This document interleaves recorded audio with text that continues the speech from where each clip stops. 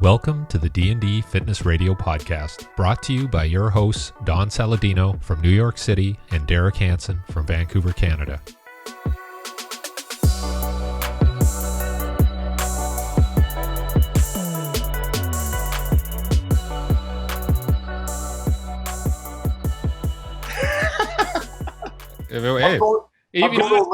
I'm going to Olympia next week in Vegas. You should come meet me. Oh, I thought you were going to Greece. Not next week. I'm supposed to go to Greece for a wedding, which I hope I can make. I got so much work stuff going on right now, and it's like hot, when things are just requiring my time, which is good. What's going on with you? Not too much. I don't know. I'm just taking it easy. I was busy during the summer, so I don't know. I'm just taking it pretty easy, and the NFL is starting right this week, so I was looking at.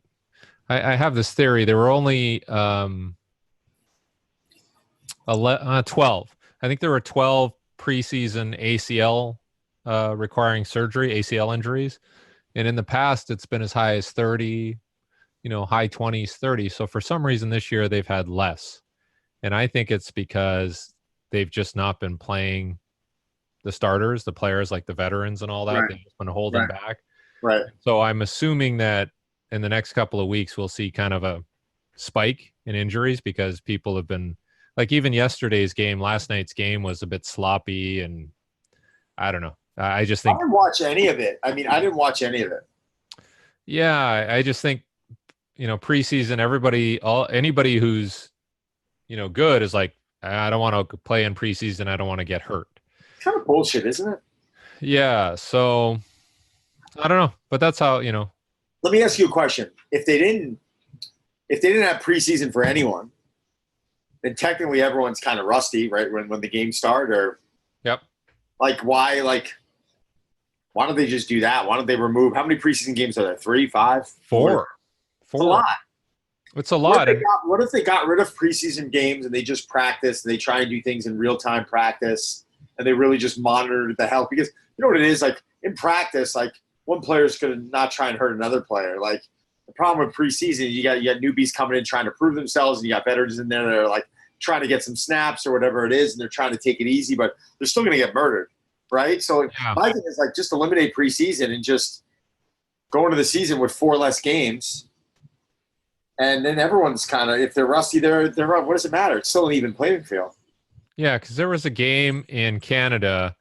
The Packers were playing the Raiders, and it was in Winnipeg. And I guess the CFL field is different, so the posts are a little closer, the goalposts. Right. So they had to move the goalpost back, but then you still had the little footing where the post went in. So the Green Bay Packers complained, said, we don't want to be running across that thing. So they made it an 80-yard field. So that's just the mentality, is I don't want to get hurt in this shitty game. So like you said, why have the game? I agree. I don't know, man. Like, college doesn't have preseason, right? They just play. What does it matter? Like, I love football. I'm a little, like, I don't know. I'm just a little, I don't get the same feeling of it I do with, like, MLB or, like, hockey. There's just, I don't know, something about the pace. But listen, when you're playoff football, it's unbelievable. When you watch a good game, it's unbelievable. Sometimes it just gets a little slow for me. Yeah, they're pushing to go to, instead of 4 preseason and 16 regular, they might want to go. The owners are talking 2 preseason and 18 regular season games. So wow. That's a lot of football games. So that's 20 games. Yeah. Well, and plus playoffs. It's good math, right? 18 plus 2. Yeah. It's 20 games the other way too, but again, they don't play anybody in the preseason, anybody good. So now you have 18 games that count. At the end of the day, it's crazy. If you think about it, it's 20 games. Hockey has 82. What? 82 games.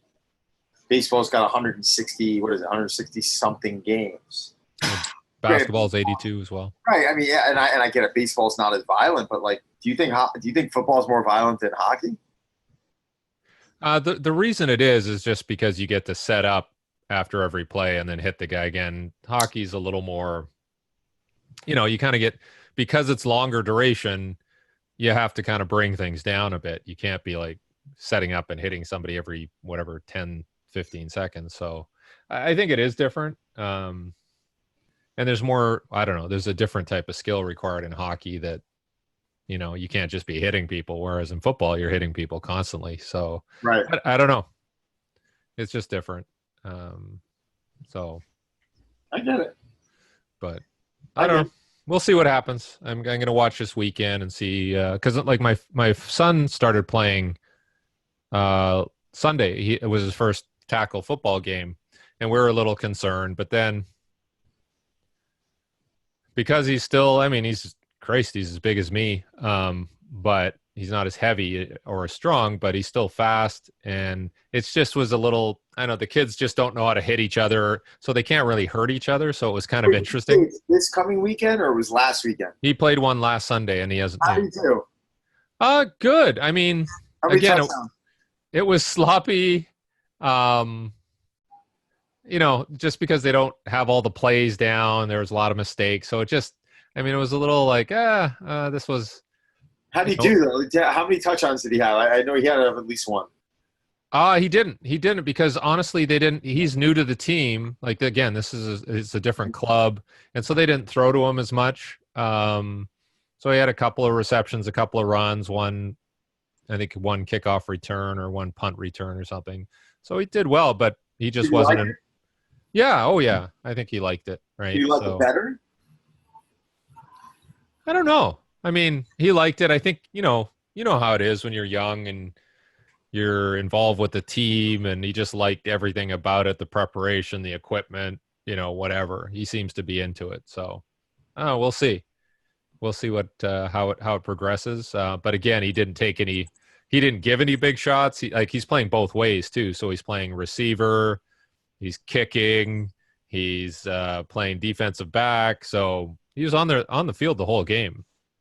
So, yeah, I don't know. We'll see. It's an experiment, family experiment. But there were a couple of times, like he didn't get hurt at all, but there were a couple of times when guys, a couple of guys fell on a guy and I guess probably got his wind knocked out. And so he's lying on the field for like a minute. You're like, but it was pretty harmless. I don't think anybody got seriously hurt. My son really wants to play football, and I'm not letting him. Yeah. I don't know. I don't know. I mean, I didn't play football, and I don't know. It's wild. It's just, am I making a right decision? Am I making a wrong decision? I think the concussion thing's really been bothering me. But yeah, there was, I mean, I think we mentioned it last time we talked, but they said there's more concussions in recreational sports than there is in actual competitive sports. So people are falling off their bikes, they're falling off horses, they're slipping on the deck of the swimming pool, cracking their head. They're, what was the other one? Skateboarding, snowboarding. People are getting more concussions recreationally than they do in organized sport. So I don't know. I mean, certainly it's a little more front and center in football and boxing and MMA, but I was talking to a friend of mine he was a track cyclist, and the amount of, falls they have and the amount of concussions they have is pretty high too once you go down, right?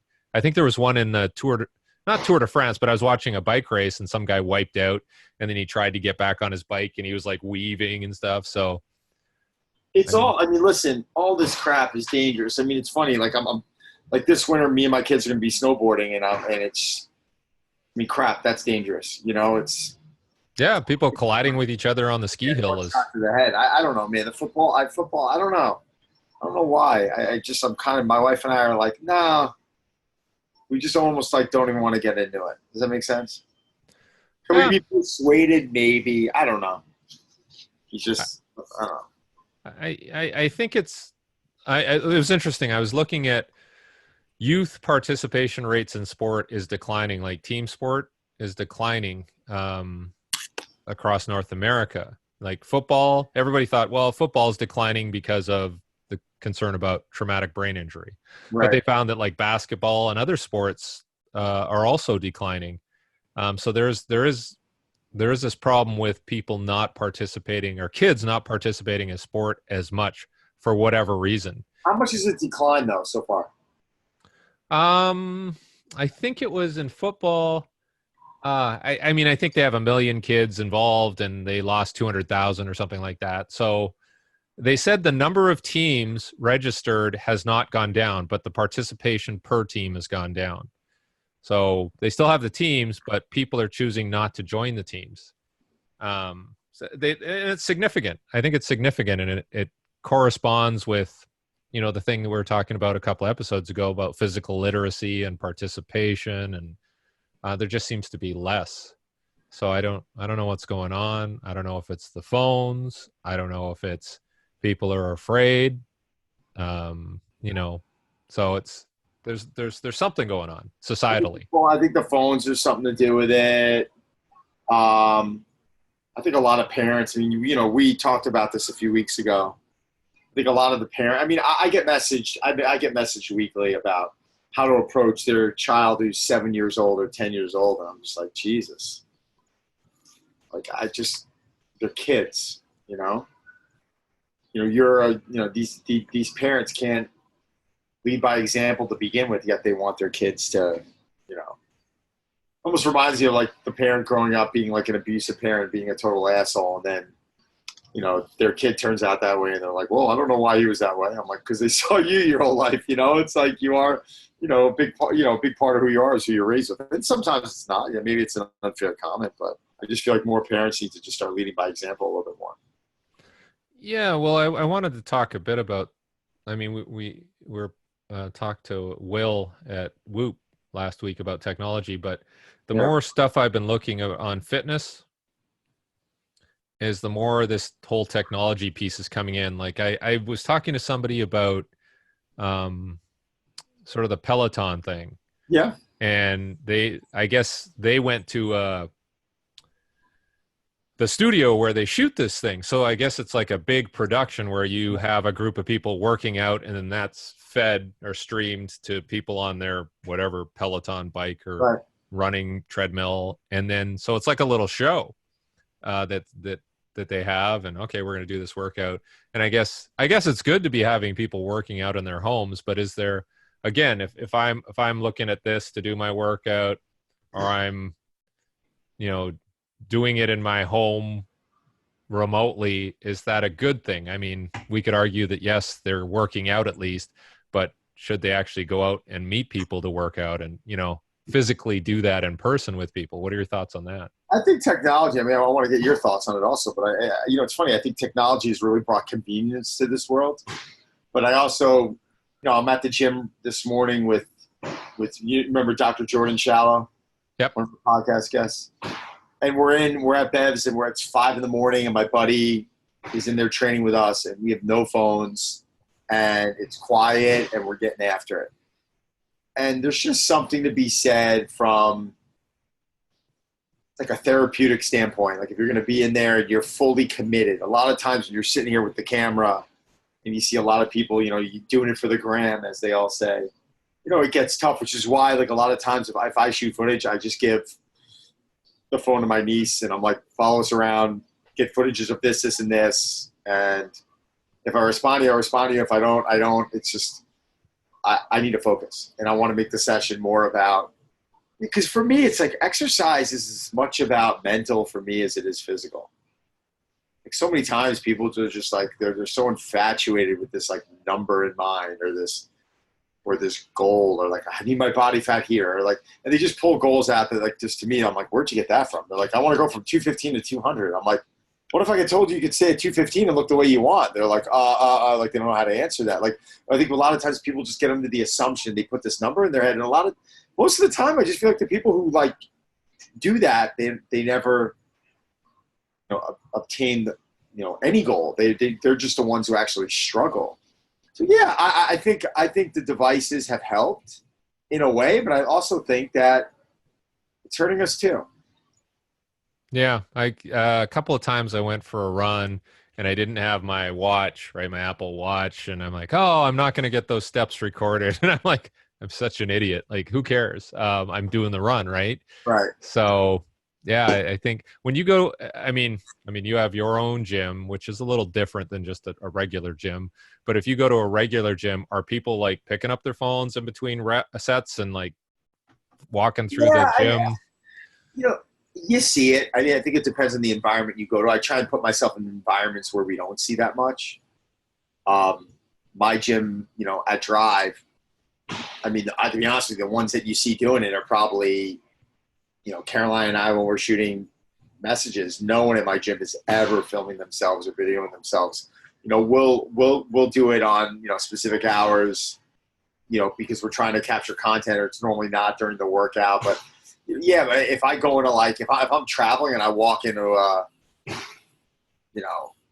I don't know, a specific gym. Yeah, no, you're seeing people like with their shirt off taking like selfies, and it's amazing. I remember there was a time people were embarrassed to do this sort of thing, or take pictures of themselves, or like show that side of vanity. And now like they're just relentless. They're just like, you're walking in, a woman's like standing right in front of you. It's like you're like trying to walk by her, and she's like, she's looking at herself like trying to take a picture, and you're like, oh my god, like this woman's just completely clueless to the fact that, why is she here, first off, and secondly, like there's a line of people trying to walk by her. I don't know, man. I don't know where this is going to go. Like, I don't. Yeah, It is exciting. It is exciting now that we're able to deliver content to people in the privacy of their own home in the Midwest, and you're able to give people I look at what I'm able to deliver to people who never have access to it, and 20, 30 years ago, people would never have access. You'd have to go buy a DVD or open a magazine. It's just like the level of convenience now is fantastic, but I also think there's like a cost of doing business. I don't know. What's your opinion? yeah. Like we got, because like both my older kids are in high school now, so which is grade 8 to 12 where we are, and so we both got them like a cell phone plan so that we could communicate with them. But at the same time, I felt like a bad parent for doing that a bit. So it was really weird. But the connectivity is definitely, good. Like I feel like, okay, I can get in touch with them whenever I need to. But Yeah, what's that Life 360 app that my wife has? Do you guys have that? No, what is that? It's unbelievable. It's called, I'm going to my phone, I think it's called Life 360. Yeah, Life 360. This is it. I'll show it to you. So right now, no thanks. Right now I'm able to, I don't know if you can see this.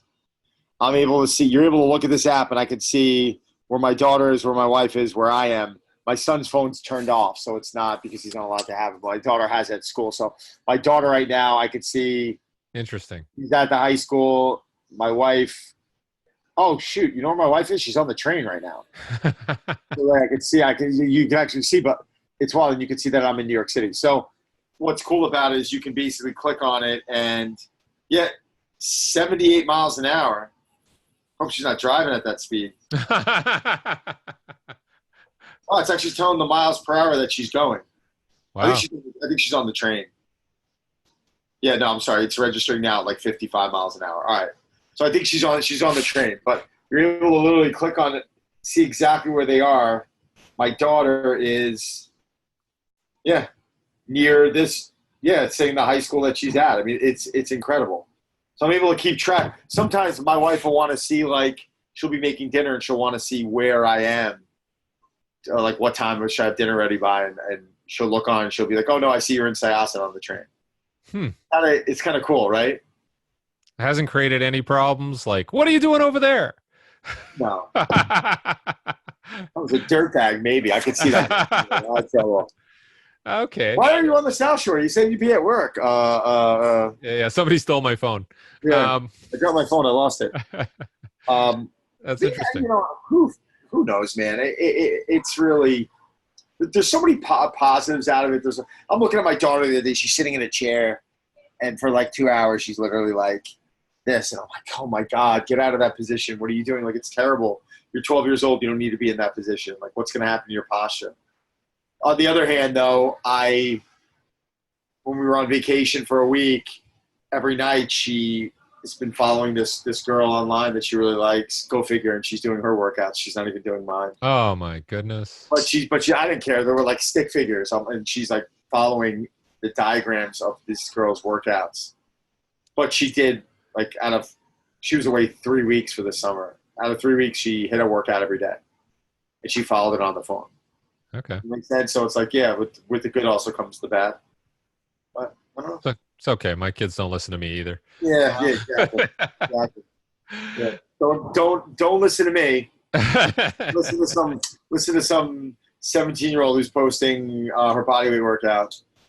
You know, it's whatever. To each his own. I'm going to Olympia next week, though. I'm going out to Vegas to do some work. I've been working a lot more with muscle and fitness lately, so I'm going out there. Okay. We've got actually a podcast. We're running a Reps podcast at the Expo, and I'm hearing we're going to have some pretty cool guests on, which I'm excited. Okay. I'm hearing Ronnie Coleman might be one of them. It's just what I'm hearing. Wow. I'm interested to talk to Ronnie Coleman if we can get that opportunity. Yeah, I'm interested to see how he's doing. He's had like 100 surgeries. Oh, jeez. It's awful. He's like the evil Knievel of bodybuilding. I mean, it's unbelievable what this guy did with his physique. I mean, you know, it's. Oh, how about, hey, before I forget, what about Franco Columbo? Sad. Yeah. He, what was he? Was swimming in Italy and then just had a heart attack? Saladino, which I think is where he's from. I'm pulling up right now. Arnold. Yeah, he was like, him and Arnold were best friends. I mean, with one, you almost thought of the other. And he was like a strength guy too. He wasn't just a bodybuilder. Like he's a chiropractor. And he did powerlifting and Olympic lifting. And I just remember that. Do you ever see that? I think it was in Pumping Iron where he's like parking the car or pulling the car out of the stall. He's like deadlifts the car, lifts it over. I actually might watch that tonight. You want to hear this? So Arnold put up a post, right? It's pretty. Can I read this to you? Yeah. Pretty heartfelt. And he goes, Franco, you've heard me say that I don't like when people call me a self-made man. You've heard me say that you're part of the reason I can never accept that label. But I wanted you to know why. From the minute we met in Munich, you were my partner in crime. We pushed each other. We competed with each other, and we laughed at every moment along the way. When I finally got to America, I was alone. I left my family, my country, my whole life behind. So when I asked Joe Weider to bring you to train with me, it was because I knew I wasn't the same without my best friend. I could thrive without money, without my parents, but I couldn't thrive without you. I'm devastated today, but I'm also so grateful for the 54 years of friendship and joy we shared, the pumps, the chess games, the construction work, the meals, the pranks, the life lessons, and we did it all together. We grew and we learned and we loved. My life was much more fun, more colorful, and more complete because of you. I will always miss you, but I also know that a part of you lives on in me, in Debbie, in Maria, and in the millions of people you've inspired every day you've lived. And I will be there for Maria and Debbie, so you can rest now with no worries. I love you, Franco. I always remember the joy you brought to my life, the advices you gave me. I love that. You always say advices. It's kind of a joke from Pumping Iron. The advices you gave me and the twinkle in your eye that never disappeared. You were my best friend. Love always, Arnold. And I don't know, man. It even gets me choked up now because, you know, you go through these pictures and you start looking at pictures of, you know, two guys who really, I think, revolutionized the sport of bodybuilding. I mean, these guys were it. Mm-hmm. I mean, to this day, it's just Arnold and Franco. It was just, and you know, life. It's deep, man. It's like we've all lost people, and you move on. But I know for a fact. I mean, a big reason why I'm doing what I'm doing today is because of those two. You know, their movie. You know, Pumping Iron as a young kid influenced me. Watching Arnold in movies influenced me. Watching Franco be one of the strongest bodybuilders of all time influenced me. You know, it's so it's really sad, but you know, it's I guess it's in life onto another chapter. But any chance Arnold will be out at the Olympia? I don't know. I mean, he's always at the Arnold Classic. I've been to the Olympia a bunch of times, and I've actually seen him there. And I met him once at Sean Perrine's wake because he was friends with Sean and I was good friends with Sean, and we were standing next to each other, and I kind of just looked over and he looked at me and he was like, hey, I'm like, hey, I'm Don, I'm Sean's friend. And he's like, hey, Arnold. I'm like, yeah, I know who you are. I was kind of thinking that. I'm like, nice to meet you. I'm like, Sean used to talk about you. He's like, well, how'd you know Sean? And I told him that we worked together and we were friends. We just kind of whatever parted. It was a quick, 20-second engagement. But Sean always spoke very highly of him and always had good things to say about him. Well, see if you can get an interview. Yeah, Arnold, let me borrow you for 15 minutes. Oh, you know me. I'll do it. If he says no, he says no. It's not a big deal. Yeah. It is what it is. But no, I'm actually, it's funny with bodybuilding. It really is. It's something when I get out in that environment, I won't lie. I really get excited. I really enjoy the environment. I enjoy the energy. I enjoy the competing. I'm going to enjoy it even more this year because I'm hosting a whole bunch of interviews with Muscle and Fitness, and it's in the expo, and it's just going to be just a really high energy environment. I mean, there's tens of thousands of people walking around this expo, and it really is the World Series of bodybuilding. This is probably going to be my fourth or fifth, I think, maybe fifth or sixth, something like that. But so what has changed? Say, like, if you go back like to the Arnold years, like the 70s, early 80s, and then you go to something like that now, what has changed in your opinion? The physiques. The physiques have just changed so drastically. And I'm not even saying for the better, and I think it's to each his own. But, you look at a body like Franco, or you look at a body like Arnold or Frank Zane or Sergio Oliva. These are guys that I look at now and I'm like, wow, if I had that build, like, I wouldn't be unhappy about it. It's just got to be like incredibly muscular, but athletic. And I think the difference with a lot of their training was a lot of these guys started out with like powerlifting and Olympic lifting, and they were athletes. And you look at a lot of the old bodybuilding programs, and they'll put like diagrams in of them, like hang cleaning. You know what I'm saying? And just doing things that today, like a bodybuilder's not going to do. Like, I think the training has changed so much. It's for several reasons. I mean, I think a lot of, in professional sports today, the performance enhancing substances have changed. Which is a world I know nothing about. I don't know, who's taking what. I mean, I could look at someone and pretty much say, all right, like, I get it. Mm-hmm. Like, but I'm not like, if someone's like, oh, there's how much testosterone? I have no clue. Like, I'm so far removed from that. I buried my best friend in 2010 from testosterone use. I mean, I was just not an area I'm ever going to embark in on. But yeah, the physiques have changed so much. I know something that Arnold talks a lot about is the proportion and the symmetry. Like, he would look at, like, your calves should be the size of your biceps, like of your arms. And there's certain things with proportion nowadays that are really a lot different. I like they have a category now called classic physique, and they're trying to aspire to be more like the Arnold physique. So they have open. You have your open category. You have I think your 212 and under. It might be your 212 and under. You have your classic physique, and then you have your men's physique. Men's physique are the guys wearing the board shorts. They don't really judge it on legs or lower body. Yeah, but all the men's physique guys, I mean, for them to develop that type of upper body, you got to have a lower body. It's just kind of a shame that they're not showing it. Yeah. But like all the men's physique guys, like, they've got impressive upper bodies. I mean, I don't know. The ones that I know at least have good lower bodies. The classic physique really is more of that Arnold category, and then the open. But what's interesting is, like, you see the classic physique going more towards. The men's physique going more towards classic, the classic going more towards open, and the open just continues to get freakier and freakier.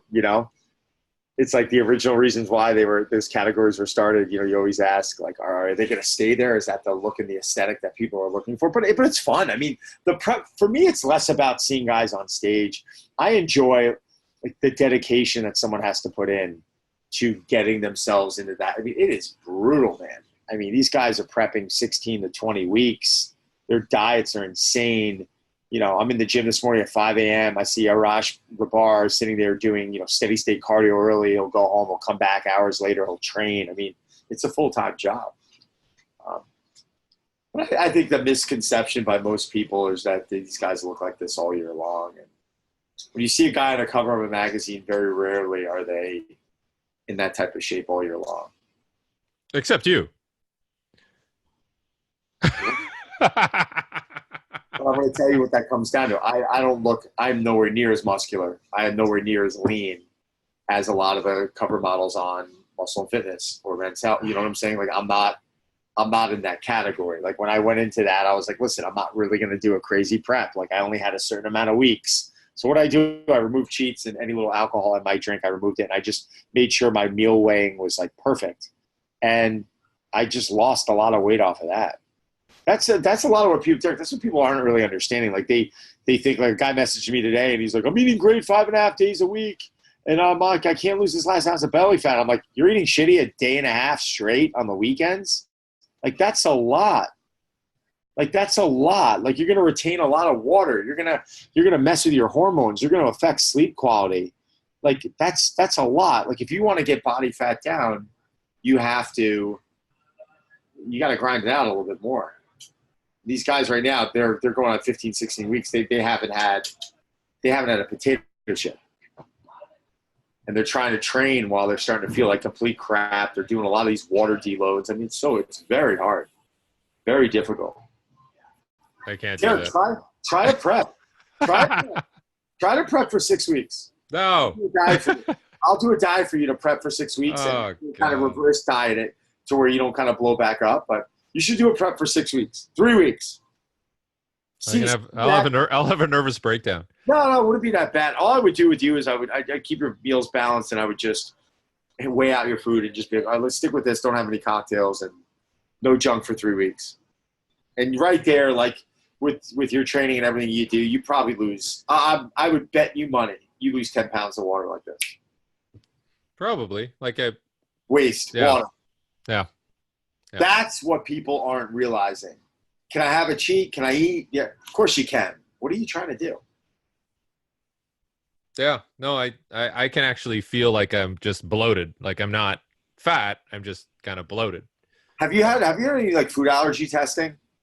No, I haven't. I was thinking about that because as as I'm older now, I think there is something because like I'll eat something and I should probably keep a little bit of a log where I'm like, okay, and figure out the interactions, right? Because I certainly feel a little flat or a little bloated or a little whatever negative after certain meals and certain things. So there's definitely a connection there.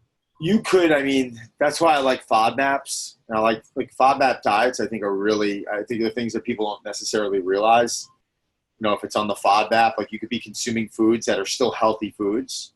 Like avocados are like higher on the FODMAP. Like they can cause some type of a digestive issue. So there's foods that just aren't what's the word I'm looking for? They're almost not. I'm actually I'm drawing a blank for words right now. You're gonna have to cut this out. No, but they're not on the FODMAP chart. They wouldn't exist like in a good standing on the FODMAP chart. So like if something's like poor on the FODMAP chart, it means if you consume, like 1/3 of the U.S. population has a digestive issue. Oh, I'm sure. So like you could be consuming foods that maybe you have an intolerance to, and what you had an intolerance to 3 months ago, or what you didn't have an intolerance to 3 months ago, you could have an intolerance to now because you've just been eating a lot of it. And I've seen that through testing. I've seen foods that I respond fine to, and then I start consuming a lot of it. And I'm responding well. Then 6 months later, I'm like, I'm congested or something's going on. And then like through elimination, you can do an elimination diet and just determine, all right, these foods I need to start removing. Like if you sit there for a day or two and you remove like white flour, white sugar, all this crap, and you're like, okay, yeah, sure, I'm feeling a little bit better. And then like out of nowhere, but you're still congested. And out of nowhere, the next day you remove beans and nuts, and you're like, all right, no, I feel fine. Then out of nowhere, but you're still like, and then you remove dairy, and you're like, oh my god, I can breathe. All right, let's keep eliminating and removing. And then as you start adding those foods back in, you add dairy in, and you can immediately pick up on whether that was probably one of the causes or not. Why don't you just get on an elimination diet? Huh. I mean, are there, I'll ask you about something else, but are there, some pretty clear cut foods where you're like, most people should probably stay away from those foods or? Yeah. Aside from the obvious, but. Yeah, the obvious: white bread, white flour, white sugar. Sure, yep. Fine. Okay. I think there's this big tussle with like wheat bread, or like high fibrous breads. And I think it really just depends on how you respond to gluten. I mean, I know some nutritionists who are like, don't ever eat gluten. Like my buddy Robbie Yang, don't ever eat gluten. It's bad for you. Like I don't do well with it, blah, blah, blah, blah, blah. So I get it. But on the other hand, like if I was to have a piece of wheat bread, like maybe once every week or 2 weeks, I don't really see a difference on me. Dairy, I think, is one of them. Really? Dairy's like, for me, like if I consume dairy or someone's consuming dairy, I just feel like I don't like, what's the point? Vitamin D. Well, eat other foods with vitamin D. Like, you'll figure it out. Take a vitamin D supplement. Like you'll be, you know what I'm saying? Vitamin A, like you get a lot of that stuff through vegetables and fruits or whatever it might be. So I don't know. I just think like our body just doesn't really need it. I mean, now, and then there's the argument about like, well, what about whole grass-fed dairy or like not pasteurized dairy? I'm like, that stuff just grosses me out. Like, I don't know. I just can't. I also don't like the consistency of dairy. It makes me kind of sick. So you're not a yogurt guy or? No. Are you? I don't know. Like I was going to ask you about the microbiome piece and the probiotics and we, I was eating kimchi, sauerkraut, all these different things. And you don't like kimchi or sauerkraut? No, I'll eat it. Yeah. I like it. Yeah. But there was this piece that I read that I don't know if it was New York Times, but it was talking about microbiome, and they're talking about even eating these probiotics may not make a shift for people because it might be their microbiome has just changed for whatever reason. So they would do fecal transplants. Like they take a person who's a little heavier and they would give them a fecal transplant from somebody who's fit, right?